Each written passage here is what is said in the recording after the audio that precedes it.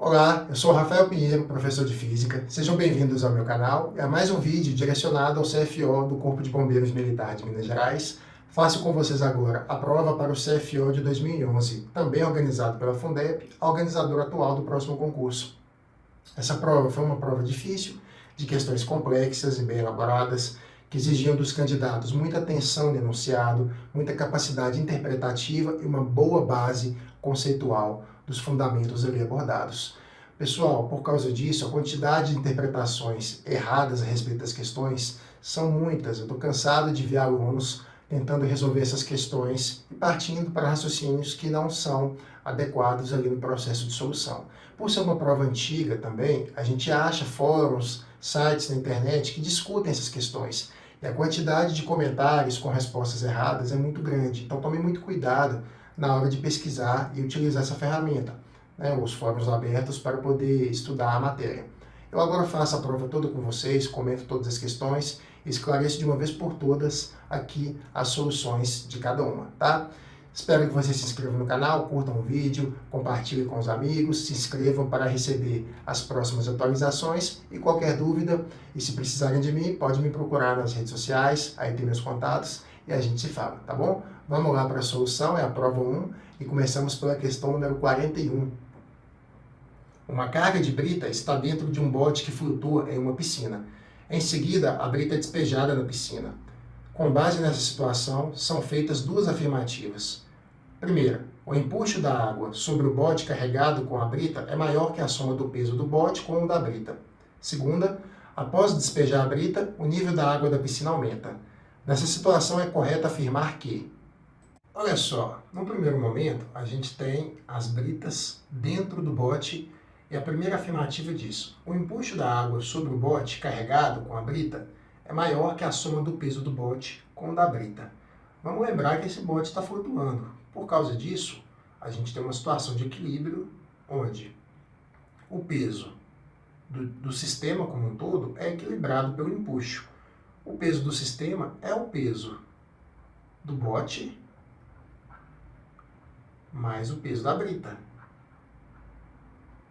Tudo isso é equilibrado pela força de empuxo que a água exerce na vertical para cima. E são forças iguais. O empuxo é igual ao peso do bote mais o peso da brita para que a condição de equilíbrio seja satisfeita. Então há um equilíbrio ali do bote com a brita. Essa resposta, essa afirmativa está errada e a gente deve corrigir ela e trocar aqui por igual.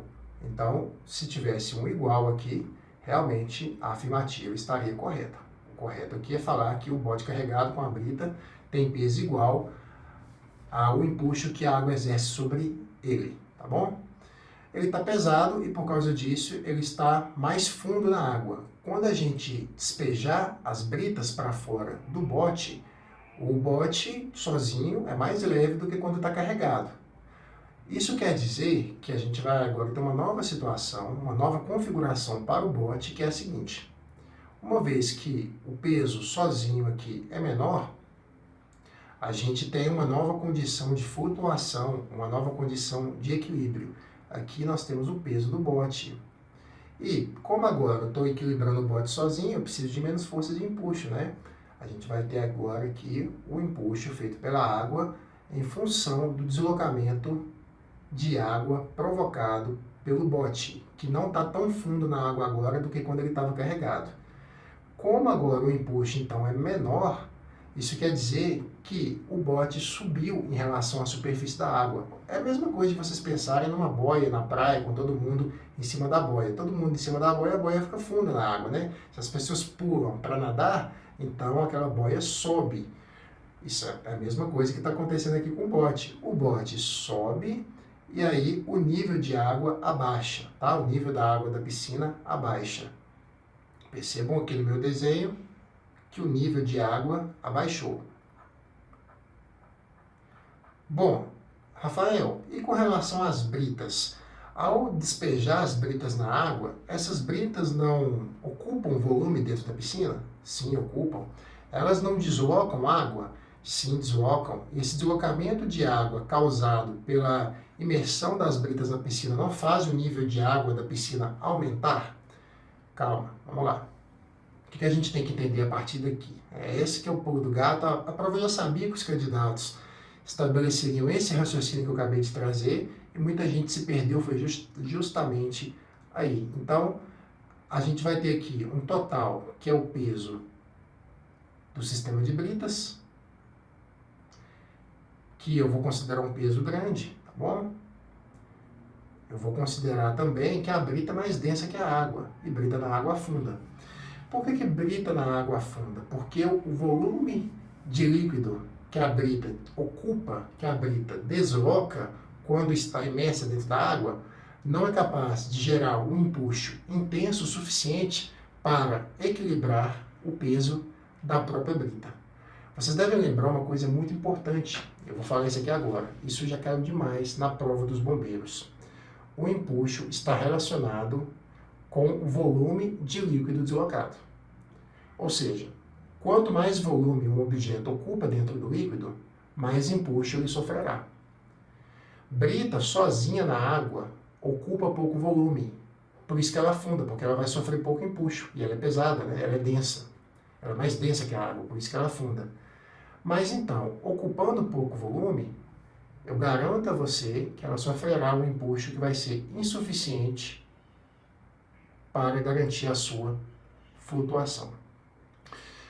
Rafael, você está me dizendo então que quando a brita estava dentro do bote, por ela ser muito pesada, ela forçava o bote para baixo, o bote deslocava um volume de líquido muito grande e, por causa desse volume de líquido deslocado ser muito grande, o empuxo foi forte o suficiente para equilibrar o peso do bote mais o peso da brita? Sim. E devido ao bote estar carregado, ele afunda bastante na água. E então o deslocamento de água é maior e o nível da piscina aqui vai ter que ser maior, né? Porque a água sobe devido à ocupação causada pelo bote que está ali mais fundo. Aqui então a gente vai ter um maior nível de água. Quando despeja essa brita, o nível não vai aumentar, porque o volume de água deslocado pela brita sozinha dentro da piscina não supera o volume de água deslocada pelo sistema bote mais brita quando a brita estava dentro do bote e afundou o bote para baixo, tá? Por causa disso, a 2 também está errada. E essa questão é belíssima, é uma questão difícil de explicar. Exige muito raciocínio aqui, mas espero que vocês tenham entendido. O que a gente deve perceber aqui? Um adendo, que a brita ela tem uma densidade maior que a da água. Para que o nível de piscina ficasse o mesmo, o nível de água da piscina ficasse o mesmo, caso a gente despejasse a brita na água e a brita flutuasse, o nível da água se manteria o mesmo. Por quê? Se a brita estivesse flutuando aqui diretamente na água, quer dizer que o empuxo sustenta o peso da brita. E para o empuxo sustentar o peso da brita, a gente teria que ter um volume de líquido deslocado equivalente ao volume que a gente tinha que deslocar quando tinha o bote mais a brita sustentando, né? Porque existe já o deslocamento de água feito só pelo bote, só do bote já está ali, já tem um deslocamento de água, e o bote com brita, você aumenta mais ainda o deslocamento de água até ter um empuxo que segura os dois. Se a brita tivesse sustentada e o bote sustentado sozinho, é porque o volume aqui mais o volume aqui seria o mesmo. E aí a gente teria uma situação igual.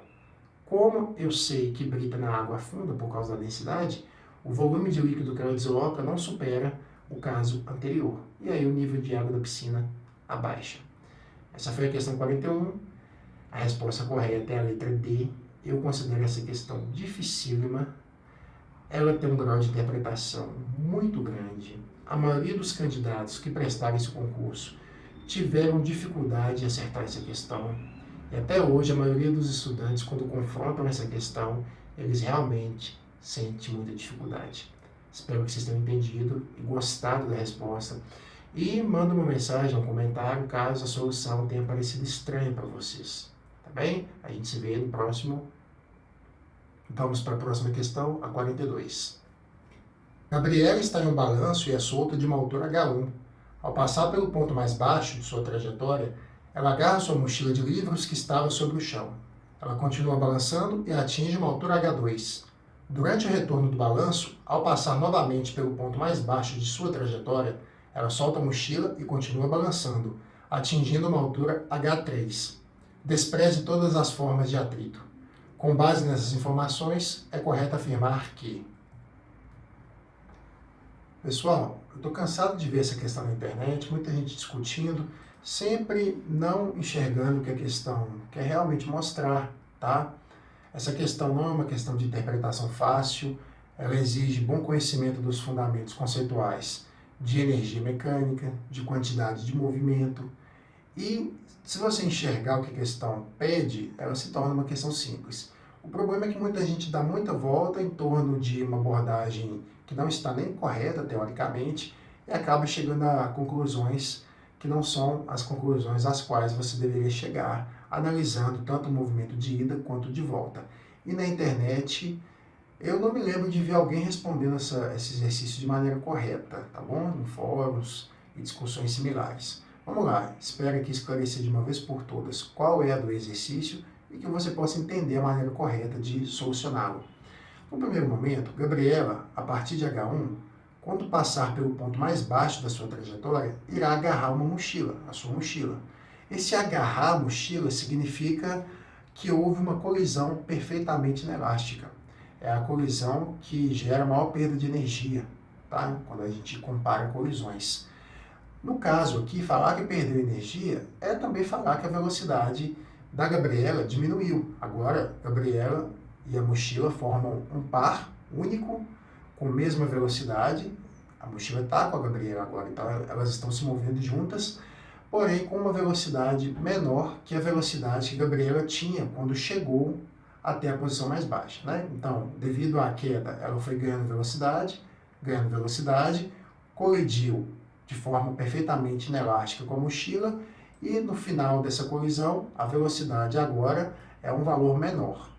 Como a velocidade diminuiu, a altura atingida pelo sistema também vai ser menor. Então a gente deve entender que H2 é menor que H1. A gente tem uma situação final do tipo assim. Deixa eu só representar aqui o desenho, esboçando a situação, e a gente parte para o raciocínio final da questão.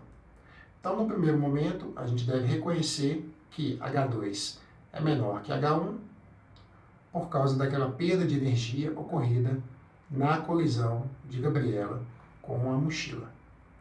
Então, H1 é maior do que H2. Parte da resposta já está aqui. Agora, o grande lance é anunciar a volta, e é aqui onde ocorre a maior das confusões, a pegadinha que a questão a armadilha dela aqui foi realmente muita gente mordeu a isca, porque normalmente as pessoas estabelecem um raciocínio reverso. Quando Gabriela passou novamente pela posição mais baixa e ela solta a mochila, ela vai, ganhar velocidade, alguma coisa do tipo assim.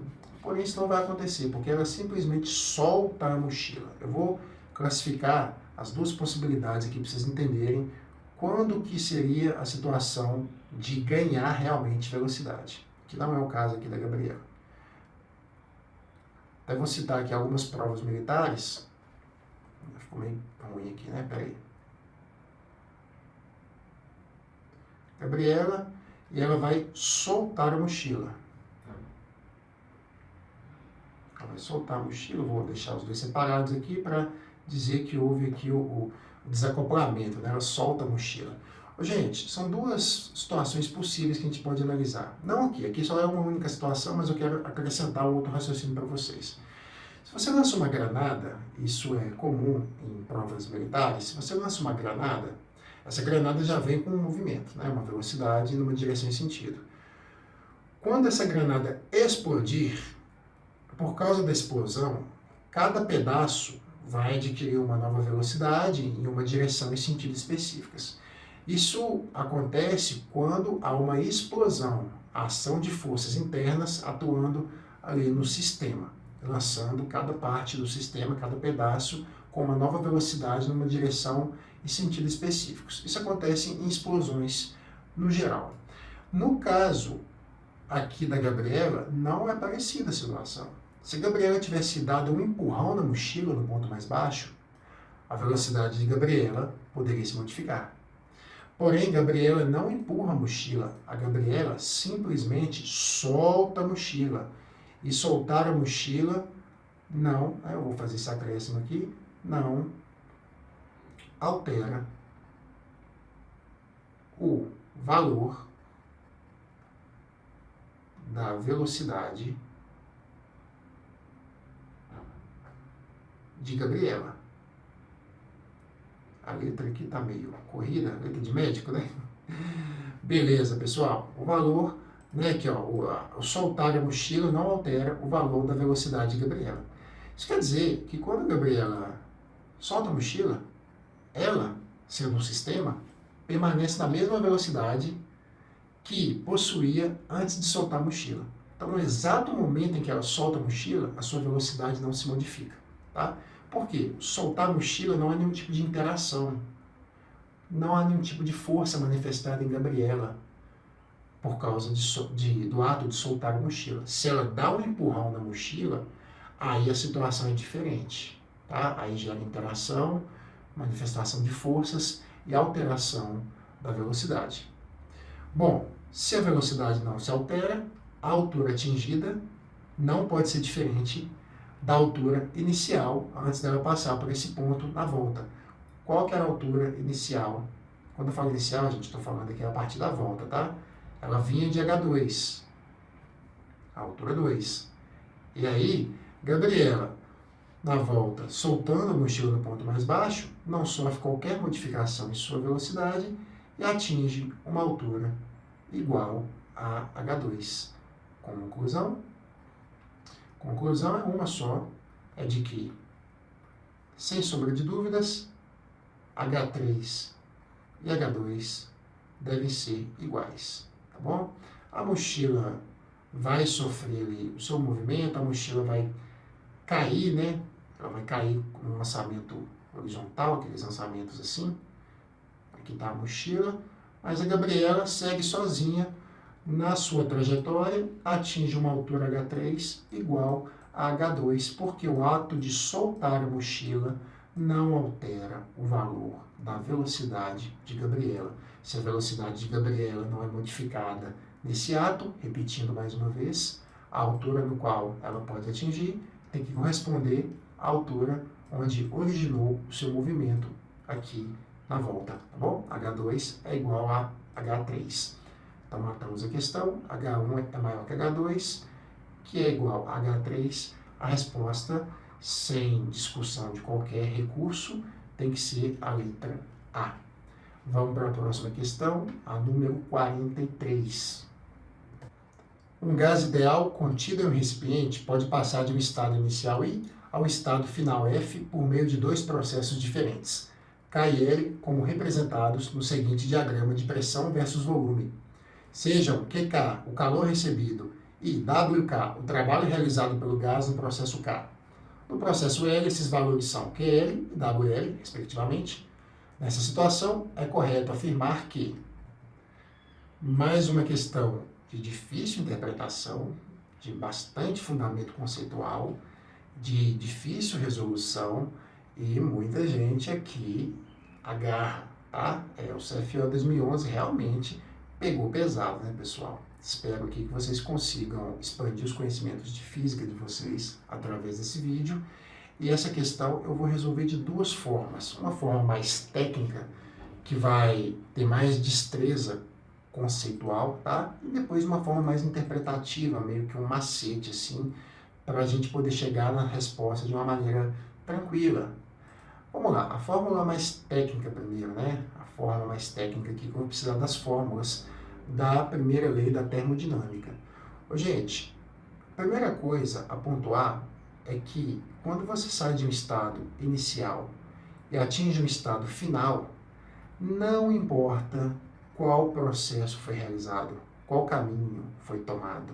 Você pode sair de um estado inicial I e chegar a um estado final F por várias formas diferentes de transformação termodinâmica, não importa qual caminho que se estabeleça para sair de um estado inicial até um estado final, porém, o que eu quero que vocês entendam é que, independente do caminho a ser tomado, a variação da energia interna é a mesma. Como assim, Rafael? Olha só, o tanto de energia interna que o gás terá que variar para chegar até F, a partir de I, seja pelo caminho K, seja pelo caminho L, ou seja por um outro caminho qualquer que pudesse aparecer aqui, vai ser exatamente a mesma variação de energia interna do gás. Então, independente do caminho, ΔU K é igual a ΔU L.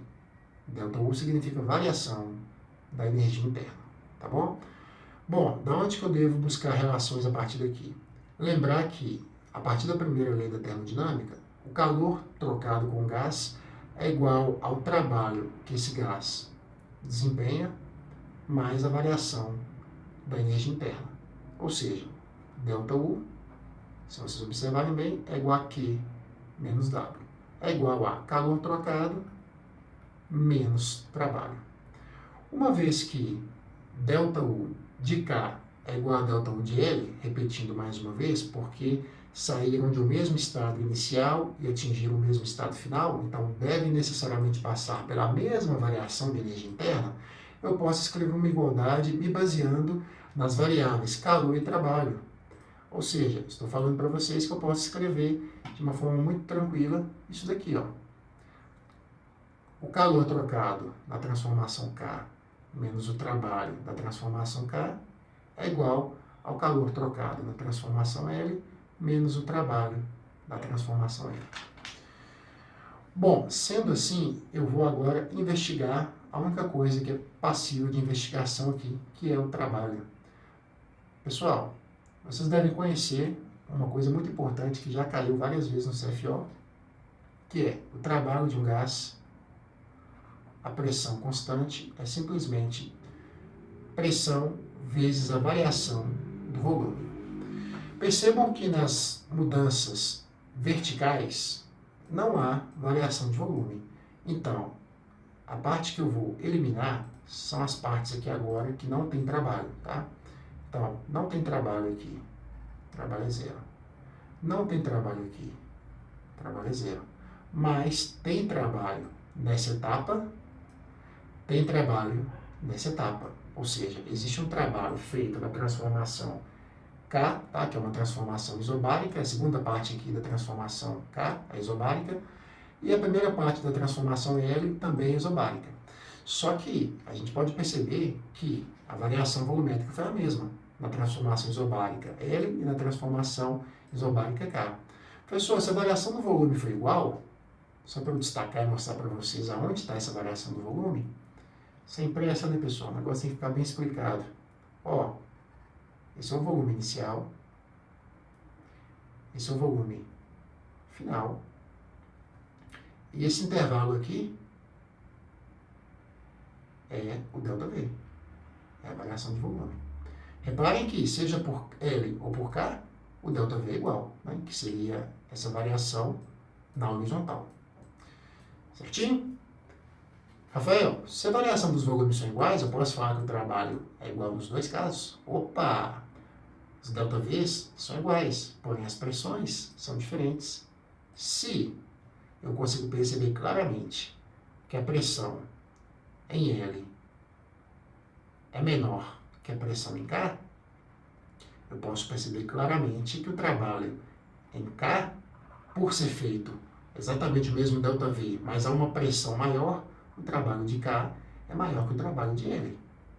Pelo motivo já que vocês conhecem. Se pressão de K é maior que a pressão de L, o trabalho na transformação K é maior que na transformação L. Parte da resposta já está estabelecida, então isso aqui vai embora, isso aqui também some, e a gente agora tem que acertar a segunda parte da questão. Questões que exigem duas respostas, né? A gente resolve uma parte da teoria, agora tem que resolver outra parte. São questões sempre mais difíceis, que exigem muito domínio conceitual. Mas a gente está aí para isso, então bora enfrentar.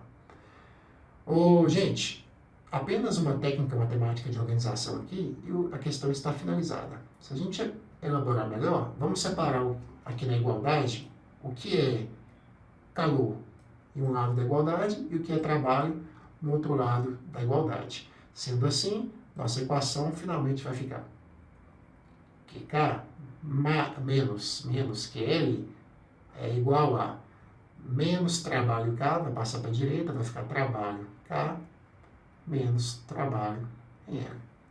O que a gente sabe? Que o trabalho de K tem que ser maior que o trabalho de L.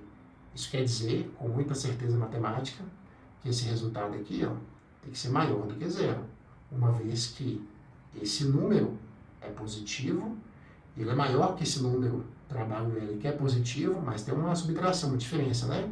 Então, esse número menos esse número tem que dar um resultado maior do que zero. Mas que resultado é esse, Rafael? Não tem número nenhum na questão.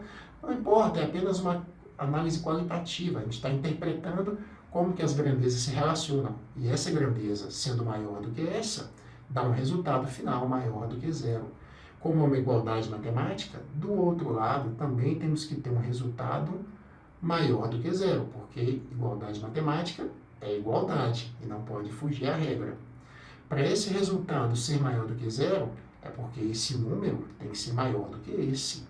Ou seja, fim de papo, quantidade de calor trocada em K tem que ser maior que a quantidade de calor trocada em L. Finalmente, nosso exercício se finda aqui e a resposta correta é a letra A. Essa foi uma solução mais técnica, tá bom? Onde a gente pegou a primeira lei da termodinâmica como fundamento conceitual para a nossa análise. Rafael, você disse lá no começo que ia fazer um macete, um jeito mais fácil de resolver. Promessa é dívida, então vamos fazer. Meus bombeiros e bombeiras, pensem comigo. Olha, nos dois casos, K e L, a variação de volume foi a mesma. Ou seja, esse gás está expandindo, esse gás está aumentando o seu volume. Está levantando ali um êmbolo, um pistão, qualquer coisa do tipo. Porém, à medida que ele vai expandindo, a tendência é que sua pressão se modifique, que sua pressão caia, porque ao expandir você dá mais espaço e aumenta a distância entre as moléculas. Isso tende a fazer com que o número de colisões entre as moléculas diminua e também a pressão do sistema diminua. Para que a pressão do sistema não caia, na medida em que o volume se expande, é necessário a adição de calor. Por isso que tem também aqui as quantidades de calor aferidas aqui no nosso sistema. Gente, porém, são duas transformações bem diferentes. Uma, o volume vai expandir em baixa pressão. A outra, o volume vai expandir em alta pressão. Para que a pressão seja mantida constante nos dois casos, e uma seja mantida alta, enquanto a outra precisa ser mantida baixa, onde vocês acham que vocês vão precisar fornecer mais calor? No sistema que é necessário manter a pressão constante e alta o tempo todo. Essa é uma forma de pensar. Não vou dizer que é fácil, tá? Mas eu não preciso passar por toda a técnica aqui, né? Toda aqui a base conceitual da primeira lei da termodinâmica. Eu posso pensar que se eu preciso manter uma expansão de volume, a pressão constante, o sistema que precisar, que exigir que a pressão fique constante num valor maior, vai demandar também de uma maior adição de calor. Por isso que K é maior que QL, partindo desse meu raciocínio. Tá bom? Espero que vocês tenham entendido e gostado dessa minha análise. E quaisquer dúvidas, está aberto aí a seção de comentários e também tem minhas redes sociais. Pode me chamar lá no Instagram que eu respondo vocês também. Vamos para 44. Em um circuito elétrico, duas lâmpadas estão ligadas a uma bateria, como mostrado na seguinte figura. A lâmpada K é de 6 watts e a lâmpada L é de 10 watts, e ambas são especificadas para a tensão da bateria. Sejam IK e L as correntes elétricas e RK e RL as resistências elétricas das lâmpadas K e L, respectivamente. Então, é correto afirmar que... Gente, questão de circuito elétrico com ligações feitas em paralelo. Fundamento conceitual, aqui de novo, mais uma vez sendo aplicado. Essa prova não teve cálculo, né? Teve muito conceito.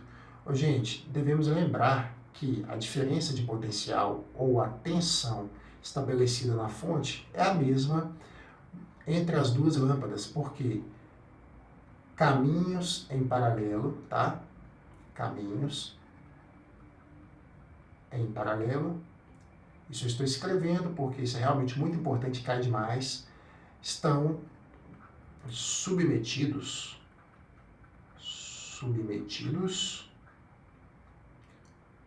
à mesma tensão. Tá bom? Isso quer dizer que se essa fonte for de 12 volts, tanto a lâmpada L quanto a lâmpada K estão submetidos a uma tensão elétrica de 12 volts, tá? Tensão elétrica, tá, pessoal? Também chamada de DDP, diferença de potencial. Bom, o que a gente sabe? Que as lâmpadas têm potências diferentes. A gente sabe que a potência de K é menor que a potência de L. Qual o fundamento conceitual a gente deve abordar aqui? PVI. Potência é igual a tensão vezes corrente. Bom, se as duas lâmpadas estão submetidas à mesma tensão, a lâmpada que apresenta menor potência é porque está sendo percorrida por uma menor corrente elétrica. Ou seja, a primeira parte da resposta já sai aqui. E K é menor do que IL. A gente já elimina aqui algumas outras discussões e vamos agora para a resposta. Porque a gente precisa agora da segunda base conceitual, que é a lei de Ohm. Tensão é igual a resistência vezes corrente. A gente sabe que se tensão é constante, o produto resistência vezes corrente é uma constante. Então isso aqui põe assim, constante. Rafael, isso quer dizer que se esse número for muito grande, esse número tem que ser pequeno, né? Para dar uma constante. Sim. Quando a corrente elétrica for maior, necessariamente a resistência elétrica tem que ser menor. Quem que tem maior corrente elétrica? A lâmpada L. Né? A corrente que passa em L é maior que a corrente que passa em K. Se a lâmpada L apresenta, né, uma maior corrente elétrica, é porque ela possui menor resistência elétrica. Então, quem tem a maior resistência é a lâmpada K. A lâmpada K tem maior resistência porque recebe menor corrente. Como é que a gente pode finalizar isso? RK é maior que RL. E aí a resposta finalmente está conclusa. Letra B, não há motivos para quaisquer dúvidas nessa questão. Ela está muito bem fundamentada, é uma questão muito bem elaborada, onde mais uma vez a gente precisou passar pelas principais equações aqui dos aparelhos elétricos em um circuito. Isso aqui já caiu outras vezes nas provas. Então, tomem cuidado, dominem o assunto se querem ir bem na prova do CFO. A gente vai agora para a última questão, a 45. Um feixe de luz incide na interface entre dois meios, 1 e 2, sendo que o índice de refração do meio 1 é maior que o do meio 2. No diagrama abaixo são representadas 4 retas, M, N, P e Q, que podem representar os raios incidente, refletido e transmitido na interface. Nessa situação, é correto afirmar que os raios incidente, refletido e transmitido são, respectivamente... Pessoal, uma palavra que aparece aqui, que pode gerar certo desconforto, é o termo transmitido. Transmitido, assim como no Enem, porque já apareceu no Enem também, é uma forma de falar raio refratado. É o raio que mudou de meio, passou de um meio para o outro. Sendo assim, meus caros e caras, prestem bem atenção. Como que a gente vai avaliar desses 4 raios, qual é o transmitido, ou refratado, qual o refletido e qual o incidente? Quando um feixe de luz atinge uma interface, alguns raios conseguem ser transmitidos por outro meio, outros irão ser refletidos por essa interface. E quando a gente tem feixes refletidos, eles devem obedecer à lei da reflexão. O ângulo de incidência é igual ao ângulo de reflexão, e aí esse feixe deve sair no mesmo meio em que chegou. Então, por exemplo, seria como dizer que o raio M incide na interface 1, 2 e é refletido. Seria refletido, então, ainda no meio 2. Porém, se você observar, a partir da referência da reta normal, A reta normal nos mostra que o raio M e o raio N não podem corresponder a raios incidentes refletidos, porque observe uma abertura angular diferente. E, pela lei da reflexão, o raio incidente e o raio refletido devem possuir o mesmo ângulo em relação à reta normal. Ou seja, estou dizendo para vocês que esse ângulo é semelhante a esse ângulo e os raios P e Q devem estar relacionados com os raios incidentes e refletidos. Porém, qual que é o incidente e qual que é o refletido? É o P ou é o Q? Qual que é a ordem correta? Para a gente poder matar essa charada, essa questão é muito inteligente, muito bem pensada, essa prova é muito bonita, muito bem elaborada, a Fundep se superou aqui e nunca mais conseguiu estabelecer o mesmo padrão de qualidade, tá? Sinto muito falar dessa forma, mas a minha visão de professor é essa. Bom, vamos lá, pessoal. A partir daqui, eu quero que vocês observem que o feixe incidente está vindo do meio 1 e vai ser transmitido para o meio 2. O índice de refração do meio 1 é maior que o meio 2. Então, N1 e N2 são os índices. Isso aqui era para ser um N, né? Tudo bem? N1 é maior do que N2. Quando isso acontece, o feixe transmitido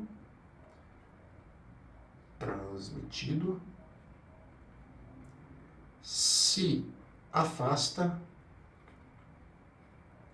da reta normal. Fundamento conceitual, tá, pessoal? Qual que é o fundamento aqui que eu estabeleci? O fato de que em toda refração, toda vez que um feixe passa do meio mais refringente para o menos refringente, ou seja, passa do maior índice para o menor índice, isso ele fala aqui no enunciado, lá no comecinho, por isso que concurso a gente tem que ter muita atenção na leitura com as informações que são apresentadas. Toda vez que o feixe passa do maior para o menor índice, o raio deve se afastar da reta normal. É por isso que um raio incidente tem que ser o P. O P é o raio incidente, o Q é o raio refletido e o N é o feixe refratado ou transmitido, porque observe aqui uma abertura de ângulo maior em relação à reta normal. Se o raio Q fosse considerado um incidente, então seria Q incidente, P refletido, e o M não poderia ser um raio refratado, porque olha só, M está muito perto da reta normal. Há uma aproximação entre M e a reta normal, se a gente comparar com o próprio raio Q, que seria considerado por essa análise que eu acabei de falar, o raio incidente. Então, para a gente poder saber direitinho o que é a resposta. Toda vez que o raio passa do meio de maior índice para o menor índice, ele deve se afastar da reta normal. Observem que P corresponde ao raio incidente, Q a parcela refletida e N é um raio que se afastou da reta normal e corresponde ao raio transmitido. Resposta e fim de prova, P, Q, N. Espero que vocês tenham realmente gostado. Essa prova é uma prova de bastante abordagem conceitual, é uma prova difícil. Eu considero ela, em termos de elaboração de questões, uma das mais difíceis que já teve na história do concurso. Quaisquer dúvidas, me procurem e fiquem atentos às novidades do canal. A gente se vê no próximo vídeo. Um abraço, até lá!